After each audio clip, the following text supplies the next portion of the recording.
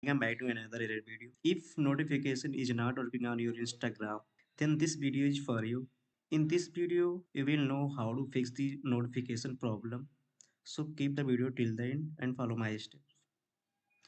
First, open your Instagram app and click on the profile. Then click on the drop down button. Now click on the notification option. Here you can see all the push notification options are disabled.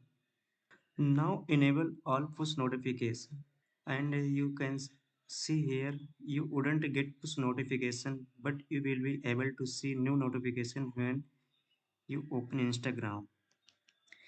If I want to notification even after you turn it off, then for that you have to click on the go to device and enable all the notification.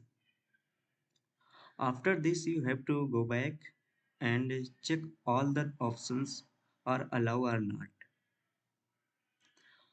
After doing this step, your notification problem will be fixed. If it is still doesn't work, then you have to update your Instagram app to the latest version. For this, you have to go to the Play Store and search Instagram and update it. So, how did you like this video? Tell us in the comment box. And if you are new to the channel, then like, share, and subscribe to the channel. See you in the next video.